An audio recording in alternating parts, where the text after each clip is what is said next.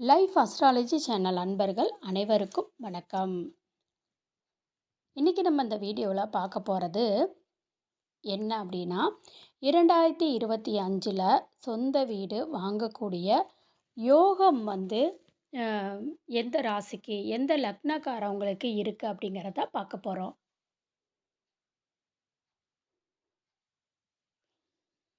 சொந்த வீடு வாங்குற பாக்கியம் இருக்கு அப்படிங்கிறது மட்டும் நம்ம டீட்டெயிலாக பார்க்க போகிறாங்க. அதாவது சொந்த வீடு வாங்கணும் அப்படின்ற கனவு இன்றைய தேதியில எல்லோருக்குமே இருக்கு. ஆனா, எல்லோருக்குமே அந்த கனவு பல பேருக்கு கனவு நல்லாவே இருக்கு. நிஜமா வரமாட்டேங்குது அப்படின்னா, இன்றைய காலகட்ட சூழ்நிலையில நெறைய பேர் நெனச்சுட்டு இருப்பாங்க. சொந்த வீடுனா கையில காசு இருந்தா வாங்கிடலாமே சார் அப்படின்னு நினைப்பீங்க.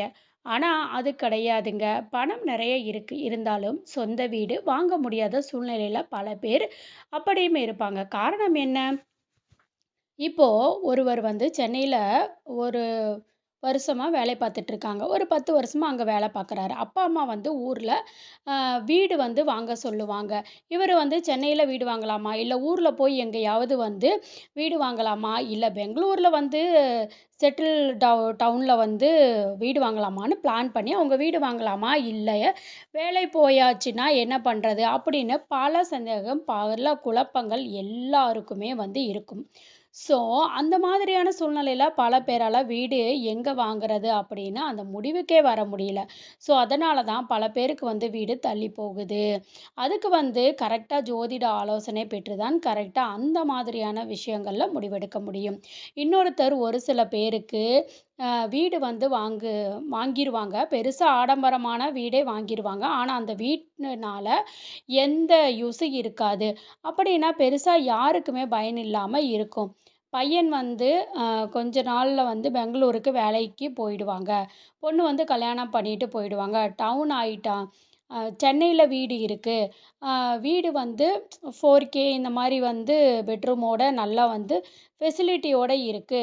அ யாரு இருக்கா அப்படின்னா, அப்பாவும், அம்மாவும் மட்டும் தான் இருக்காங்க. 4 அதாவது 4 பெட்ரூம் வெறும் 2 பேர் மட்டும் இருக்காங்க. செட்டில் டவுன் ஆயிட்டா, இன்னொருத்தர் பெங்களூர்ல வேலை பார்த்துட்டு, கனடா இல்ல யுஎஸ் எங்காவது போயிருவாங்க. முயற்சி பண்ணிட்டு இருக்காங்க. அப்ப சென்னையில இவ்வளவு பேர் பெரிய வீடு வாங்கியும் பிரயோஜனம் பெருசா இல்லாம இருக்கும். இதெல்லாம் காரணம் பார்த்தீங்க அப்படின்னா, ஜாதகத்துல உங்களுக்கு செவ்வாய் இருக்கக்கூடிய தன்மைகள். அ அதுபடி தான் ஒருத்தருக்கு வீடு வாங்க முடியாத போறதும், இல்ல வாங்கியும் பயனில்லாம போறதும், இந்த மாதிரி ஒவ்வொரு ஜாதக அடிப்படையில மாறும். இப்போ இந்த 2025ல சொந்த வீடு வாங்குறதுக்கு யாருக்கெல்லாம் யோகம் அதிகப்படியா இருக்கு அப்படின்னு பார்த்தீங்கன்னா, அதுல முதன்மையா சொல்றது மீன ராசி அல்லது மீன லக்னத்துல பிறந்தவங்க உண்டு. மீன ராசிக்கு எப்படி இங்க பாக்கியம் இருக்கு அப்படின்னா, இப்போ 2025 ஏப்ரல் மாசம் முக்கியமான பயிற்சி. ஏப்ரல் மாசம் என்ன பெயர்ச்சி அப்படின்னா, குரு பெயர்ச்சி ஆகுது. குரு மீன ராசிக்கு 3ஆம் பாவத்துல இருந்து 4ஆம் வீட்டுக்கு போகும். அதாவது 4ன்னா என்ன? அதுதான் முக்கியமான வீடு. ஒருத்தர் வீடு வாங்கணும், ஏதாவது அ ஃப்ளாட் வாங்கணும் அப்படின்னா, இல்ல நிலம் ஆல்ரெடி இருக்கு, வீடு கட்டணும் அப்படின்னா, இல்ல வீடு அப்பார்ட்மெண்ட் வாங்கணும், இல்ல நீங்க ஃப்ளாட் வாங்கணும் அப்படின்னாலும் சரி, வீடுன்னு வந்துட்டாலே 4ஆம் பாவம் தான். ஸோ, அந்த 4ஆம் பாவத்தில குரு பலன் இருக்கா? அப்படின்றது தான் முக்கியமான விஷயம். இப்ப ஏன்னா நெறைய பேர் வீடு வாங்குறது பெரிய விஷயம், பெரிய கனவா இருந்தாலும் கூட, சில பேருக்கு கையில ஒண்ணுமே இருக்காது. அவன் வீடு வாங்கிடுவான். சில பேருக்கு நெறைய காசு இருக்கும். ஒரே ஒரு அதாவது அமௌண்ட் கையில காசு இருக்கும். பேங்க் அக்கவுண்ட்ல காசு இருக்கும். அ ஒரே செக்ல கூட வீடு வாங்கலாம். அந்த மாரி நிலையில நெறைய பேர் இருப்பாங்க, செல்வந்தர்களா. ஆனா, அவங்கனால வீடு வாங்க முடியாது. அந்த மாதிரியான வித்தியாசங்கள். எதனால அப்படின்னா, நம்ம ஜாதகத்துல அந்த குரு பகவான் எப்ப வருது அப்படின்றது தான் முக்கியம். அந்த குரு பகவான் வந்தா தான் ஒரு சுப நிகழ்ச்சி, ஒரு சுபகாரியமே நடக்கும். நிறைய பேர் என்ன நினைக்கிறோம், இப்ப கல்யாணத்துக்கு வந்து குரு பலன் வந்து வந்தா, குரு பார்வை வந்தாச்சு அப்படின்னு கேட்போம். இது கல்யாணத்துக்கு மட்டும் இல்ல, நம்ம வீட்ல நடக்கக்கூடிய எந்த ஒரு சுப நிகழ்ச்சியா இருந்தாலும் சரி, எந்த விதமான ஒரு நன்மையா, ஒரு நல்ல விஷயமா இருந்தாலும் சரி, அங்க குருவுடைய பார்வை, குருவுடைய பலன் இல்லாம அந்த காரியம் நடக்காது. காரணம் என்னன்னா, ஜோதிட சாஸ்திரத்துல முழுக்க முழுக்க சுபகிரகம் யாரு அப்படின்னா, குரு பகவான் தான். எல்லோருக்குமே இன்னைக்கு எந்த ராசி, எந்த லக்னமா இருந்தாலும் சரி, கோச்சாரத்துல குரு ஒரு சில நல்ல வீடுகள்ல வரும்போது, அ உண்டான நல்ல விஷயங்கள் நடக்கும். 4ஆம் வீடு அப்படின்றது சுகஸ்தானம்னு சொல்லி, சுகஸ்தானம் வீடு, வண்டி, வாகனம் இது எல்லாமே வந்து குறிக்கக்கூடியது. 4ஆம் பாவம் அந்த சுகஸ்தானத்துல கோச்சார குரு வரக்கூடிய காலகட்டத்துல கண்டிப்பா சொந்த வீடு அமையும். அது ஏன் முதல்ல சுகஸ்தானம் சொல்றோம் அப்படின்னா, நம்ம எப்பவுமே நம்ம எவ்வளவு வந்து பெரிய ஆளா இருந்தாலும் சரி, நம்ம வந்து கொஞ்சம் ரிலாக்ஸ்டா வந்து இருக்கிறது, அ எங்க அப்படின்னா, எல்லோருமே அவங்க அவங்க வீட்ல தான். நீங்க எவ்வளவு பெரிய ஆளா இருந்தாலும் சரி, பெரிய பெரிய வந்து என்ன சொல்றது, பெரிய ராஜாவா இருக்கலாம். பெரிய அரசியல்வாதியா இருக்கலாம். பெரிய சினிமாக்காரரா இருக்கலாம். பெரிய அ பிசினஸ் மேனா கூட இருக்கலாம். யாரா வேணாலும் இருக்கட்டும். அவங்க ரிலாக்ஸ்டா, நிம்மதியா வந்து எங்க இருக்க முடியும் அப்படின்னா, அவங்களோட வீட்ல மட்டும் தான் ஃப்ரீயா இருக்க முடியும். வேற எங்கேயுமே அவ்வளவு பெரிய ஆளா இருந்தாலுமே சரி, அந்த ஒரு மன நிம்மதி, அமைதி அங்க அந்த ஒரு சுகம் கிடைக்காது. அதனால தான் சொந்த வீடுங்கிறது எல்லாருக்குமே முக்கியமான விஷயமா இருக்கு. அந்த சொந்த வீடு இப்போ மீன ராசி, மீன லக்னத்துல பிறந்தவங்களுக்கு கண்டிப்பா இந்த ஏப்ரல் மாதத்துக்கு மேல முயற்சி செஞ்சீங்கன்னா சொந்த வீடு உண்டு. ஏன்னா குரு பலன் நல்லா இருக்கு. நீங்க கொஞ்சம் முயற்சி எடுத்தாலே போதுங்க. கண்டிப்பா சொந்த வீடு சீக்கிரமா வாங்கலாம். இது ம் மிதுனத்துக்கு அடுத்து வேற யாருன்னா, கடக ராசி, கடக லக்னக்காரவங்களுக்கு சொல்லலாம். கடகத்துக்கு வந்து என்ன நடக்குது அப்படின்னா, குரு வந்து 12ல தான் போறாரு. ஏப்ரல்ல குரு பெயர்ச்சி. ஆன உடனே கடகத்துக்கு 12ல குரு மறைஞ்சிடுறாரு. குரு மறைஞ்சிடுறதுனால, அ எப்படிங் மேடம் வந்து வீடு கிடைக்கும்? குரு தான் மறைஞ்சிட்டாரே! பார்வை ரொம்ப முக்கியம். பொதுவாவே ஜோதிடத்தில இருக்கக்கூடிய முக்கியமான விஷயம் என்ன அப்படின்னா, குரு பார்வை. அப்படின்னாலே ரொம்ப அம் முக்கியம். ஜாதகத்தில எவ்வளவு கோளாறான ஜாதகமா இருந்தாலும் சரி, இந்த ஜாதகம் எல்லாமே மேரேஜ் லைஃபே சரியா இருக்காதே! டிவோர்ஸ் ஆயிருமே! 2 வருஷத்துக்குள்ள டிவோர்ஸ் ஆகணுமே! அப்படின்னு சொன்னா கூட இல்ல. ஆகி 10 வருஷம் ஆயிடுச்சு. வீட்ல நெறைய சண்டை வரும். ஒரே மாதிரி போயிட்டு இருக்கும் சார் அப்படின்னு சொல்லுவாங்க. இதெல்லாம் விடுறது அப்படின்னா, குரு பார்வை ஒண்ணு இருந்துட்டாலே, நம்ம ஜாதகத்துல எந்த பாவம் ரொம்ப வீக்கா இருக்கோ, அந்த பாவத்துல குரு பார்வை இருந்துட்டா, ஒரு லெவலுக்கு அட்ஜஸ்ட் பண்ணி ஓட்டிருவாங்க. காப்பாத்தியும் விட்டுரும். அந்த குரு பார்வை ரொம்ப முக்கியம். இப்ப கடகத்துக்கு ஒரு குருவுடைய பார்வை 5வது பார்வை. அது ரொம்ப முக்கியமான பார்வை. அதாவது பொதுவாவே எல்லா கிரகத்துக்குமே 7ஆம் பார்வை இருக்கு. ஆனா, குருவுக்கு ஸ்பெஷலா இன்னும் 2 பார்வை இருக்கு. 5ஆம் பார்வையும் இருக்கு. 9ஆம் பார்வையும் இருக்கு. அது என்ன ஸ்பெஷல் பார்வை அப்படின்னா, 5ஆம் பார்வைங்கிறது பூர்வ புண்ணிய பார்வைன்னு சொல்வோம். ஏன்னா, நம்ம ஜாதகத்துல 5ஆம் வீடு பூர்வ புண்ணிய ஸ்தானம் சொல்லுவோம். அது என்ன பூர்வ புண்ணியம் முன் ஜென்மத்துல நாம செஞ்ச நல்வினைகள், தீவினைகள் 2மே வந்து இருக்கு. அந்த நல்வினைகளும் உண்டாகக்கூடிய பலன்கள் வந்து பூர்வ புண்ணியமா வரும். தீவினைகளுக்கு உண்டான பலன்கள் வந்து பூர்வ ஜென்ம தோஷமா வந்து வந்து இதுதான் ஜாதகத்துல பூர்வ புண்ணிய ஸ்தானம் அப்படின்னு சொல்லுவோம். 5ஆம் வீட்டை சொல்லுவோம். அதனால வந்து 5ல நல்லது நடக்கும் அப்படின்னு நினைக்கிறாங்க. அப்படி பூர்வ ஜென்ம தோஷத்த குறிக்கிறதுக்கும் 5ஆம் பாவம் தான். அதனால தான் பேருக்கு வந்து கல்யாணம் ஆயிடுச்சு, ரொம்ப வருஷம் குழந்தை இல்ல அப்படின்னா, அதுக்கு பூர்வ புண்ணியம் மட்டும் கிடையாது. பூர்வ புண்ணிய தோஷமும் உண்டு.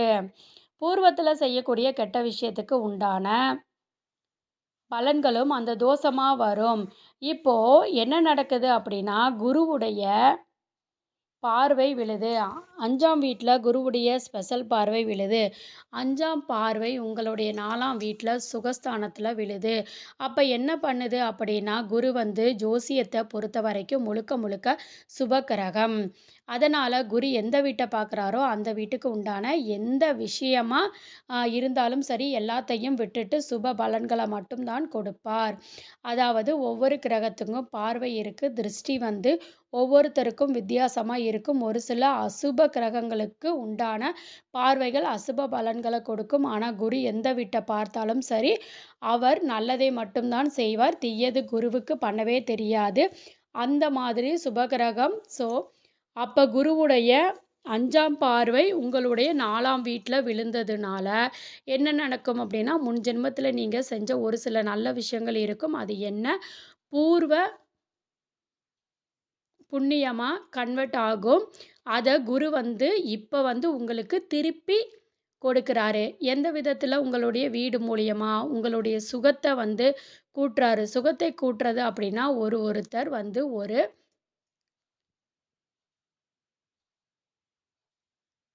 அவரு கஷ்டப்பட்டுட்டு இருக்கிறாரு அப்படின்னா, ஆ வச்சுக்கோங்களேன். அவருக்கு பெரிய சாதனையா வந்து ஆ கொடுப்பாரு. அதே மாரி வந்து பார்த்தீங்க அப்படின்னா, கஷ்டப்பட்டுட்டு இருக்கிறாரு. ஏதோ வந்து ஒரு ஆளு ஒரு கிச்சன் ஆ அதாவது ஒரு சின்ன ஒரு உதவிய தான் செய்வாங்க. அது மூலியமா இவங்க பெரிய அளவு உங்க வாழ்க்கையில எந்த நிலையில இருக்கீங்களோ, அடுத்த கட்ட வளர்ச்சிக்கு உண்டான விஷயங்கள கொடுப்பாரு. சில பேர் என்ன பண்ணுவாங்கன்னா, நான் வந்து பெரிய ஒரு 4, 5 பெட்ரூம் இருக்கிறது தான் போவேன் அப்படின்னு இருப்பாங்க. ஒருவேளை இப்ப கடகராசியா இருந்துட்டீங்கன்னா, இந்த 2025 ஏப்ரல் மாசத்துக்கு மேல குரு பார்வை உங்களுடைய சுகஸ்தானத்துல விழுது. அதுக்கப்புறமேட்டு நீங்க முயற்சி எடுத்தீங்கன்னா, டெஃபனிட்டா நீங்க வந்து ஆசைப்பட்ட மாதிரி உங்களுடைய கனவு வீட்ட நீங்க வாங்கலாம். ஒரு லெவல் வந்து பண்ணுவாரு.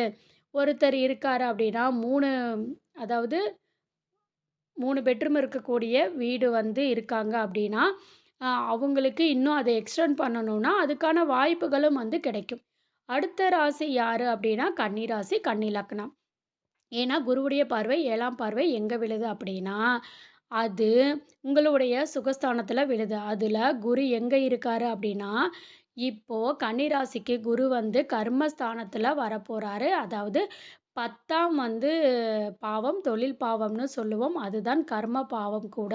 அந்த கர்மஸ்தானத்துல கோச்சாரத்துல குரு வரக்கூடிய காலகட்டம் நம்ம வாழ்க்கையில பல மாற்றங்கள் ஏற்படும். அதாவது கர்மஸ்தானங்கிறது ஒரு ஜாதகத்துல ரொம்ப முக்கியம். கர்மஸ்தானத்துல தீய கிரகங்கள் வரும்போது நம்ம வாழ்க்கையில படாத பாடுபடுற மாதிரி ஆயிடும். ரொம்ப மோசமான விளைவுகள கொடுக்கும். ஏன்னா, நம்ம கர்மஸ்தானம் அப்படிங்கிறது என்ன அப்படின்னா, அந்த இடத்துல என்ன மாதிரி கிரகங்கள் வருதோ, அப்போ அதற்கு உண்டான கர்ம வினைகள அனுபவிக்கிற மாதிரி ஆகிடுங்க. அதுதான் விஷயம். சிம்பிளா சொல்றதுன்னா, இப்போ அந்த கர்மஸ்தானத்துல தீய கிரகங்கள் வந்து வருது அப்படின்னா, இந்த ராகு, கேது, செவ்வாய், சனி இந்த மாதிரியான கிரகங்கள் சில நேரங்கள்ல சூரியன் வந்து வரும். அது அ ஒரு விதம்.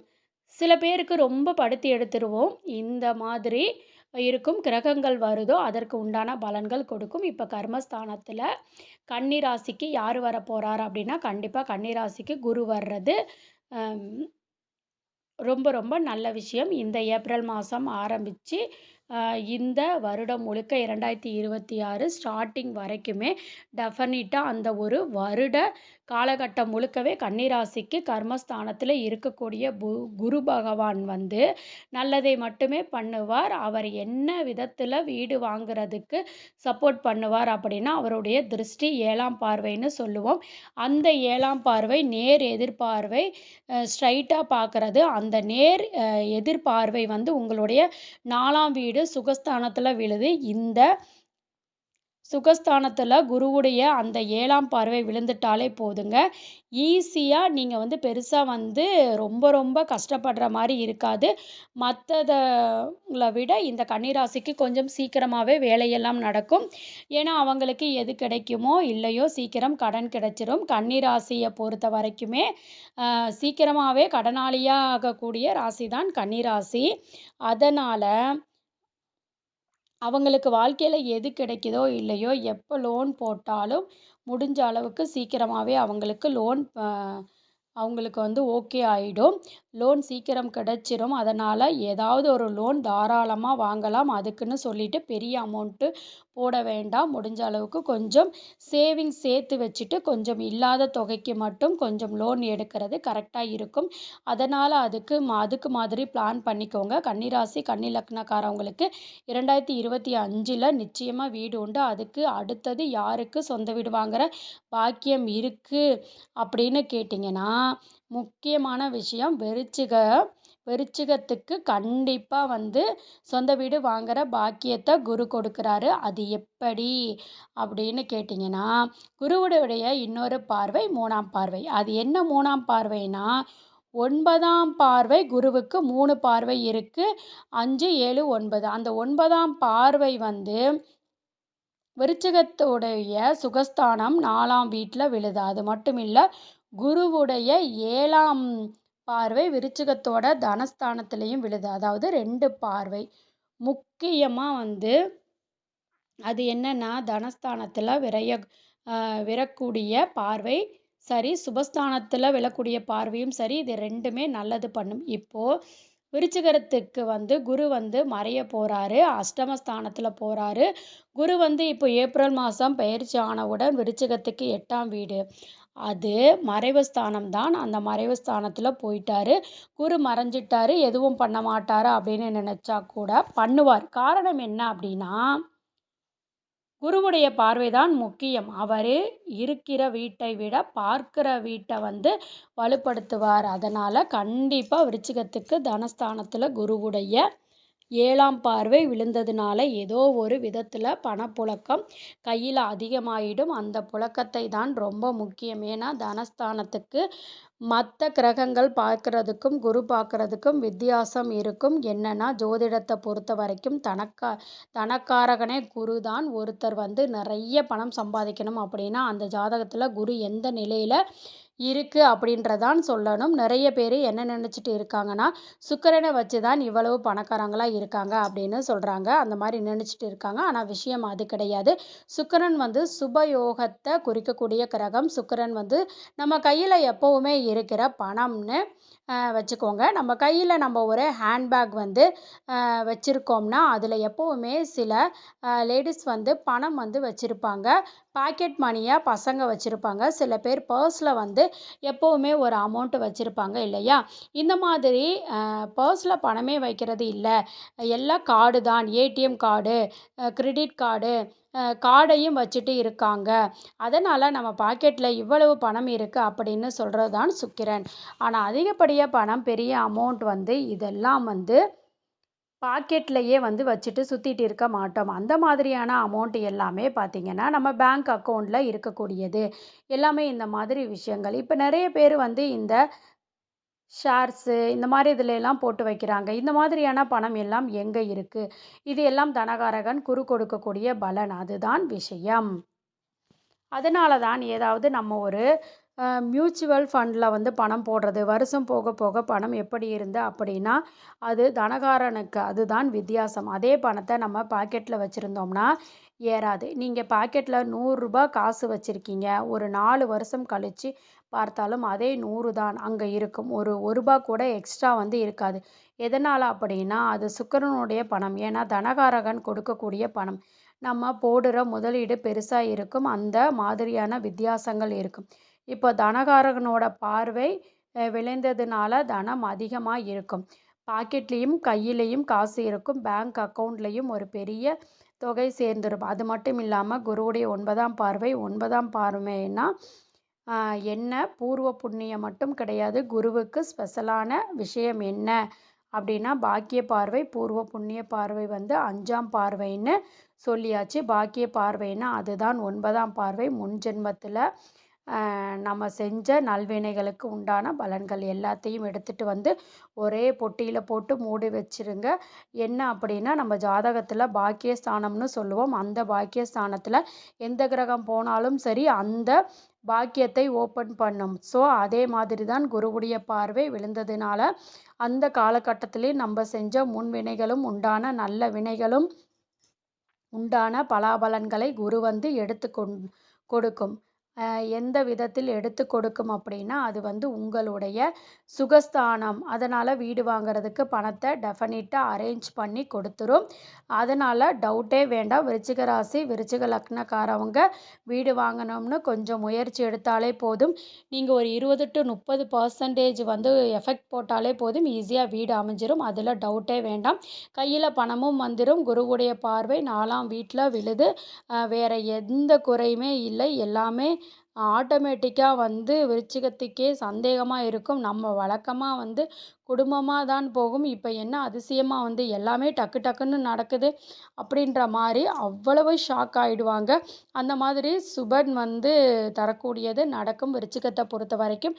அதனால் இந்த ராசி இந்த லக்னக்காரவங்களுக்கு தான் இந்த 2025 சொந்த வீடு வாங்குறதுக்கு அதிகப்படியான யோகம் இருக்குது. அப்போ வந்து இவங்க மட்டும்தான் வாங்க முடியுமா, வேறு யாருமே வாங்க முடியாதா அப்படின்னா, உங்கள் ஜாதகத்தில் சிவன் வந்து எந்த வீட்டில் இருக்குது, இடத்துல குருவை பார்க்குறாரு அப்படிங்கிறத விழுதா அப்படிங்கிறத முக்கியமான ஒரு விஷயம். இதெல்லாம் பார்க்கணும். அதே மாதிரி உங்கள் ஜாதகத்தில் எந்த மாதிரியான தசாபுத்தி, நாளுக்குடையவனுடைய தசையோ அல்லது நாளுக்குடையவனுடைய புத்தியோ நடக்குதா அப்படின்னா, லாபாதிபதியோட தசையோ லாபாதிபதியோட புத்தியோ ஏதாவது நடக்குதா இப்படின்ற நிறைய விஷயங்கள் இருக்குது. இதெல்லாம் பார்த்தீங்கன்னா உங்கள் ஜாதகத்தில் இப்போது இந்த வருடம் 2025 சொந்த வீடு வாங்குறதுக்கு பாக்கியம் இருக்கா அப்படிங்கிறத ஈஸியாக சொல்லிடலாம். இதுதான் விஷயம் ஃப்ரெண்ட்ஸ். இதுதான் மற்றபடி ஜோதிட ரீதியாக இதுதான் வந்து உண்மை. அதனால கண்டிப்பாக வந்து நீங்கள் வந்து உங்களுக்கு வீடு வாங்கணும், இந்த ராசியை தவிர்த்து மற்ற ராசிகள் இந்த வருடம் நான் வீடு வாங்கலான்னு முடிவில் இருக்கிறேங்க, இல்லை நான் வீடு வாங்கிறதுக்கான எல்லா எஃபெக்ட்டும் போட்டுட்டேன், நான் அதுக்கான அரேஞ்ச்மெண்ட் பண்ணிகிட்ருக்கேன், ஆனால் எனக்கு கொஞ்சம் தள்ளி தள்ளி போகுது, என்னால் இந்த வீடு வாங்கவே முடியல, ரொம்ப நாளாக இழுபறியாகவே இருக்குது அப்படின்னா உங்களுடைய ஜாதகத்தை வந்து ஜாதகத்து ரீதியாக உங்களுக்கு அதுக்கான தசாபுத்தி நடக்குதா, இல்லை அந்த தசாபுத்தி எப்போ நடக்கும், எவ்வளோ நாட்களில் நடக்கும் அப்படிங்கிறத உங்களுடைய ஜாதகத்தினுடைய சுய ஜாதகத்தை வச்சு நீங்கள் கணிச்சிட்டு அதுக்கப்புறம் அதுக்கான ஸ்டெப்புகளை நீங்கள் வந்து எடுக்கும்போது உங்களுக்கு கண்டிப்பாக சொந்த வீடு பாக்கியம் அப்படிங்கிறது இந்த 2025 அமைஞ்சிடுங்க. இந்த பதிவு உங்களுக்கு பயனுள்ளதாக இருந்துச்சுன்னா வீடியோவை லைக் பண்ணிக்கோங்க, சேனலை சப்ஸ்கிரைப் பண்ணிக்கோங்க. நன்றி.